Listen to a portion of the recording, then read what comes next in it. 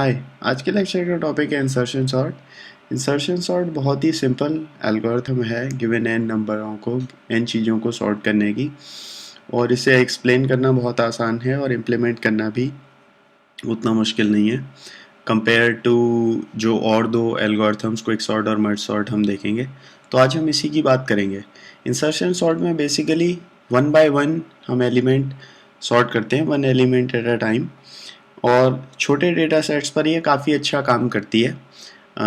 अगर आपके पास छोटा अमाउंट ऑफ डेटा है, उसको सॉर्ट करने के लिए insertion sort works very well. लेकिन अगर आपके पास बड़ा डेटा सेट है, आपको खूब सारे नंबर सॉर्ट करने हैं, तो ये उतनी तेज़ नहीं चलती। अगर बहुत सारा डेटा है तो ये प्रेफर रहेगा कि आप इंसर्शन सॉर्ट ना यूज़ करें, क्योंकि वो बहुत ज़्यादा टाइम लेगी कंपेयर टू जो क्विक सॉर्ट या मर्ज सॉर्ट।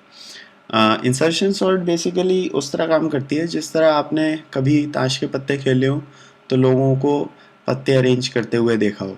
इस तरह वो बेसिकली क्या करते हैं, मतलब हम ह्यूमन लोग जनरली जब सॉर्ट करते हैं तो हम कैसे करते हैं। मान लो कुछ चीज़ें रखी हुई हैं, मान लो हमारे पास 5 रखा हुआ है, 7 रखा हुआ है, 3 रखा हुआ है, 1 रखा हुआ है। तो हम क्या करेंगे कि और मान लो ये जो है ढक के रखे हुए हैं, हमें पता नहीं है कि क्या आने वाला है। ये शेडेड पत्ता है, मान लो जो है उल्टा रखा हुआ है, ठीक है। तो हम क्या करेंगे कि एक एक करके पत्ता उठाएंगे और अपने हाथ में रखते जाएंगे। हमारे पास पहले 5 आया तो हम 5 रख लेंगे पहले।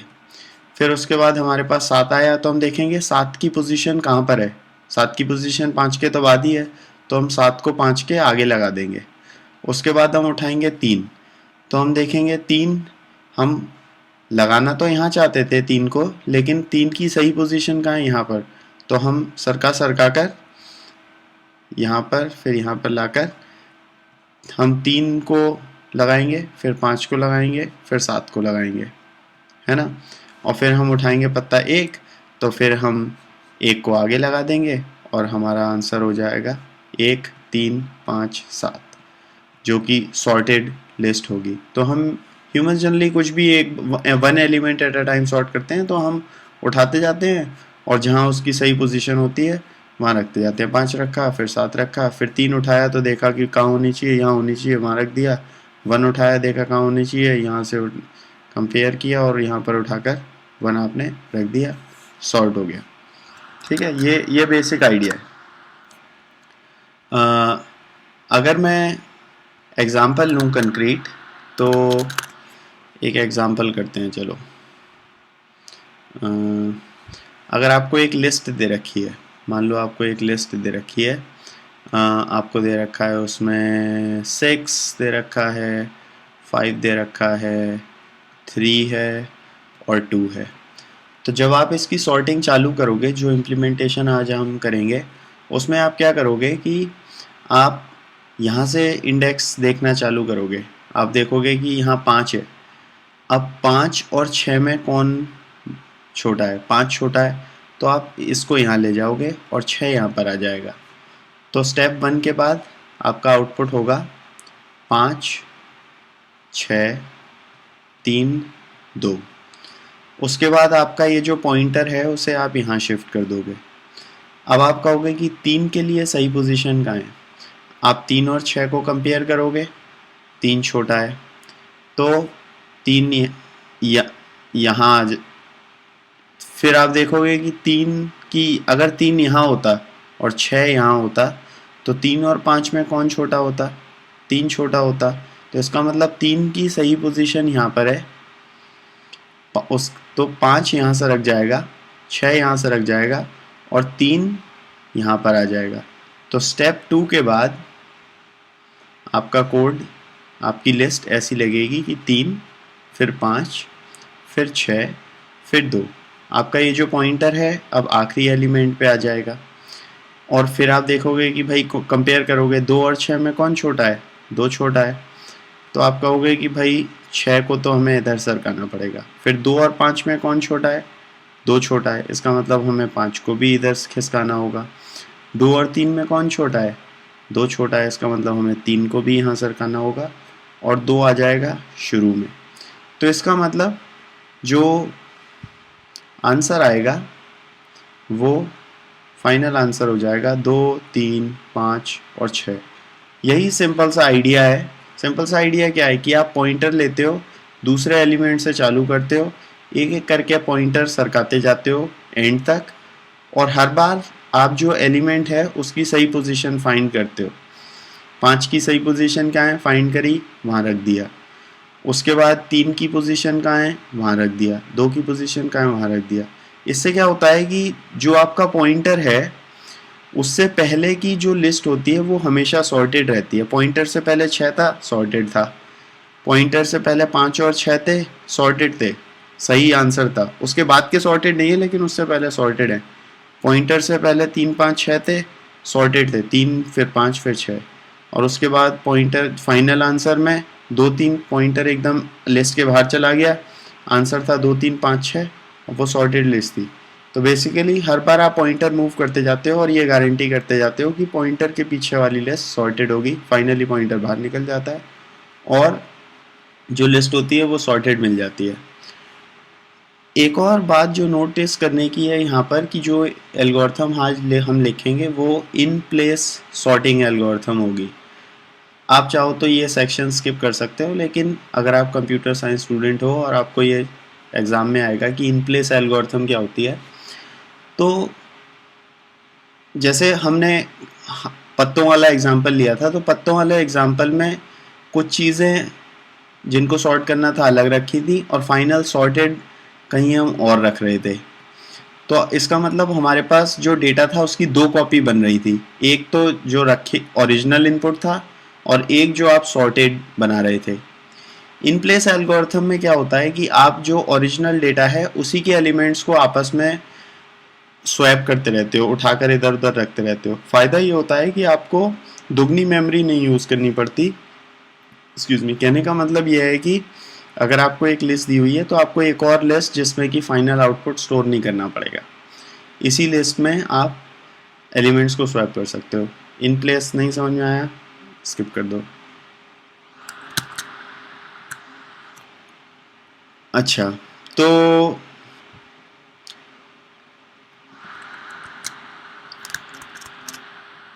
अब हम बात करते हैं कोड की। By the way, in place अगर आप कंप्यूटर उससे एनालॉजी लो हाथ में पत्ते स्टोर करने से, तो मतलब ये है कि पत्ते टेबल पे नहीं रखे हैं और आप टेबल से नहीं उठा रहे हो, आपके हाथ में ही सारे पत्ते हैं और आप पत्तों को आपस में ही स्वैप कर रहे हो। हाथ में सारे पत्ते होल्ड करते हुए आप जो है पत्ता एक एक एक ऐसे स्वैप कर रहे हो, कहीं से उठा नहीं रहे। खैर, तो अब हम कोड की बात करते हैं। तो अभी हमने ये जो एग्जांपल देखा उसमें कोड हमारा जब हम लिखेंगे तो कैसा दिखेगा, लाओ उसे हम प्रोटोटाइप करते हैं कि भाई डेफ ऑफ इंसर्शन सॉर्ट होगा। वो क्या लेगा, एक लिस्ट लेगा, एल मान लो लिस्ट लेगा इनपुट में। आंसर क्या होना चाहिए, आंसर फाइनली जो सॉर्टेड लिस्ट है उसको रिटर्न करना होगा। मतलब हम लिस्ट को सॉर्ट कर देंगे और फाइनली उसी को हम रिटर्न कर देंगे, बीच में हम सॉर्ट करेंगे। तो आप क्या करोगे, जो आपने पॉइंटर था उसको आप 2 से मूव कर रहे थे, 2 टू एंड ऑफ लिस्ट ऐसे कर रहे थे, और हर इस लूप चलाओगे और बेसिकली आप क्या कहोगे कि भाई रीऑर्डर कर दो, insert in correct position, insert in correct position, list लोगे और उसमें इंडेक्स दे दोगे आई। तो बेसिकली होगा क्या, जो पॉइंटर है आपका 2 पे जाएगा, 3 पे जाएगा, से लेकर जो पॉइंटर था ऐसा वाला वो बढ़ता जाएगा लिस्ट के एंड तक, और हर बार आप जो ith एलिमेंट है उसे लिस्ट में करेक्ट पोजीशन पे इंसर्ट कर दोगे। Insert in correct left position, in correct left position, ठीक है, उसके लेफ्ट में उसके सही स्थान पर उसे रख दोगे। जब ये हो जाएगा एंड में लिस्ट सॉर्ट हो जाएगी, आप रिटर्न कर दोगे। बस कुल मिला के इतना करना है कि हमको ये फंक्शन इम्प्लीमेंट करना है। इस फंक्शन का काम ये होगा कि इसको एक लिस्ट दी जाएगी और जो है एक पॉइंटर होगा, उसको वो एलिमेंट उठाना होगा और उस एलिमेंट को उसके कंपेयर करते जाते जाते उसके सही प्लेस पर रखना होगा और बाकी एलिमेंट्स को राइट में सरकाना होगा। समझ रहे हो? बेसिकली इतना सा आइडिया है। तो इस फंक्शन की बात करते हैं, insert in correct left position की डेफ ऑफ, जो कि हमें इम्प्लीमेंट करना है। इंसर्ट, इसका मैंने नाम दिया है नोट्स में, def of insert in correct position, बहुत लंबा सा नाम है, टू लेफ्ट, कुछ ज़्यादा ही लंबा नाम है इनफैक्ट। ये इनपुट लेता है, एक लिस्ट लेता है इनपुट, और इंडेक्स आई लेता है, और फिर ये क्या करता है, मतलब एग्जाम्पल के तौर पे अगर मैं देखूं तो, कि सपोज़ आपको लिस्ट दी हुई है, उसके एलिमेंट हैं 51, 31, 21, है ना, और इंडेक्स आप जानते हो पाइथन में पहला एलिमेंट 0 होता है इंडेक्स, दूसरे का इंडेक्स 1 होता है, तीसरे एलिमेंट का इंडेक्स 2 होता है, so on and so fourth. तो सपोज लिस्ट दी है और आई 2 दिया हुआ है, ठीक है, आपको फाइंड, तो ये कोड क्या करेगा कि जब ये चलेगा तो एंड में 21 यहाँ पर आ जाना चाहिए, और अच्छा ये सॉर्टेड हो मान लो, तो ये 81 है, 51 यहाँ से रख जाना चाहिए, 81 यहाँ से रख जाना चाहिए, है ना, 81 यहाँ से रख जाना चाहिए। तो भाई हम क्या करेंगे कि हम वैल्यू निकाल लेते हैं। सबसे पहले वैल्यू क्या होगी, 21 होगी, लिस्ट ऑफ आई, तो हमें वैल्यू मिल गई 21। अब हम क्या करेंगे कि सर्च चालू करेंगे कि कहाँ पर फिट बैठना चाहिए 21। तो हम अपनी सर्च जो आई है वहाँ से चालू करते हैं। अब हमें यहाँ से लेकर 0 तक जाना है। अब अगर ये नंबर बहुत बड़ा होता, मान लो ये 1000 होता, तो फिर इसे हम कहीं नहीं सरका सकते थे, फिर तो ये यहीं रहता, है ना, तो यही करेक्ट आंसर होता। फाइनली हम जे सर्च करेंगे, और जब एंड में हमें करेक्ट पोजीशन मिल जाएगी तो वहाँ पर हम कह देंगे कि जो लिस्ट ऑफ जे है, जो सही स्थान है जे का, वहाँ पर हम 21 रख देंगे। बस बात यह है कि हमें जे सर्च करना है, बीच में भरना है हमें। तो हम सर्च चालू करते हैं कि वाइल जो है list of j-1 is greater than v। कहने का मतलब ये हुआ कि अगर मान लो j अभी शुरुआत में यहाँ पर है, ठीक है, 2 पर, अब तुम ये कंपेयर करोगी कि जो वैल्यू यहाँ पर है लिस्ट ऑफ j-1 जो कि 81 है, क्या वो 21 से बड़ी है? अगर इस केस में है 21 से बड़ी है, 81 इज ग्रेटर देन 81, तो आप क्या करोगे कि भाई ऐसा है 81, तुम एक इधर सरक जाओ, यानी लिस्ट ऑफ j जो है वो लिस्ट ऑफ j-1 के बराबर कर दोगे। जब तुम ऐसा करोगे तो यहाँ पर 81 आ जाएगा, 21 खो गया अब, ठीक है, पहली इटरेशन के बाद यहाँ पर अब 81 आ जाएगा, यहाँ पर भी 81 होगा, यहाँ पर 51 होगा, और j को घटा दोगे, क्योंकि अब तुम शायद अब ये सही पोजीशन है, ये पॉइंटर अब यहाँ से यहाँ मूव कर गया।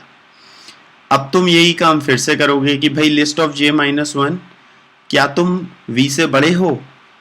तुम कंपेयर करोगे, तुम बोलोगे हाँ साहब बड़े तो हैं, 51 जो है वो वैल्यू 21 से बड़ा है, तो अगर बड़ा है तो लिस्ट ऑफ j-1 के बराबर हो जाएगा, यहाँ पर 51 हो जाएगा, और j की वैल्यू क्या हो जाएगी, 0 हो जाएगी, j की वैल्यू 0 हो जाएगी। फिर तुम जाओगे, लिस्ट ऑफ j की वैल्यू 0 थी, लिस्ट ऑफ -1, तो कायदे में कोड यहाँ पर खत्म हो जाना चाहिए था। इसका मतलब एक कंडीशन मिसिंग है कि भाई j को तुमने एक कंडीशन और लगानी है कि लिस्ट का अगर एंड आ रहा हो तो उसको कैप्चर कर लेना। तो यहाँ पर ये लिख दो कि while list of and j is greater than equal to 1। अगर j 0 हो जाए तो फिर तो हमें आगे जाने की ज़रूरत ही नहीं है, तो इसलिए and j is greater than equal to 1 कर दो, ठीक है। तो अगर j 0 होगा तो ये कोड आगे ही नहीं बढ़ेगा, j 0 होगा यहीं कैंसिल हो जाएगा, कोड यहाँ आ जाएगा, लिस्ट ऑफ 0 21 हो जाएगा, यहाँ पर ये 21 रख देगा और आपका काम हो गया। समझ रहे हो, 21, 51, 81 लिस्ट सॉर्ट हो गई, बस इतना सा कोड है। तो आई होप कि आपको समझ आया होगा। चलिए इसे हम फटाफट इम्प्लीमेंट करके देख लेते हैं। तो मेरा होगा इंसर्शन सॉर्ट ये एक लिस्ट लेता है इनपुट। आप ये फिर क्या करता है कि सबसे पहले लेंथ निकाल लो, लेंथ ऑफ लिस्ट, सपोज वो एल है, ठीक है। तो आप ये कहो कि for I in range of 2 to 1 to length. तो ये क्या करेगा भाई, रेंज ऑफ 1 to लेंथ क्या करेगा, 1 देगा, 2 देगा। अगर लेंथ 5 है तो यहाँ पर आएगा 1 2 3 4, और इंडेक्स के हिसाब से सेकंड से लेकर लास्ट एलिमेंट तक आपको हो गया। आई क्या है, पॉइंटर है जिसकी हमने बात करी थी। आप क्या करोगे, रीऑर्डर करोगे, रीऑर्डर नहीं, इंसर्ट करोगे, इंसर्ट इन करेक्ट पोजीशन,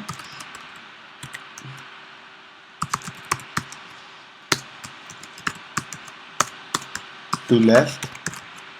उसे इनपुट क्या दोगे, लिस्ट दे दोगे और पॉइंट इंडेक्स दे दोगे आई। जब ये कोड खत्म हो जाएगा तो आप यहाँ पर रिटर्न कर दोगे कि भैया ऐसा है, लिस्ट रिटर्न कर दो, ठीक है। अब बस कोड ये बचता है कि आपको ये फंक्शन इंप्लीमेंट करना है, insert in correct position to left. ये लिस्ट लेता है और आई लेता है इनपुट में। तो आप सबसे पहले वैल्यू निकाल लो, लिस्ट ऑफ आई, ये उस वाले एग्जांपल में 21 के बराबर था। आप जो सही पोजीशन सर्च कर रहे हो, जहाँ पर कि वैल्यू को रखना है, उसकी शुरुआत, उसकी सर्च आप आरंभ कर रहे हो, उसकी सर्च शुरू कर रहे हो, उसे इनिशियलाइज कर दो आई पे। उसके बाद आप कहो कि while L of j-1 is greater than v। अच्छा, एक और कंडीशन थी कि j has to be, j 0 नहीं हो जाना चाहिए, ठीक है। तो j greater than equal to 1। तो एक एक करके सरकाते जाना, एल ऑफ j-1 बराबर एल ऑफ j बराबर एल ऑफ j-1, और j को घटाते जाओ,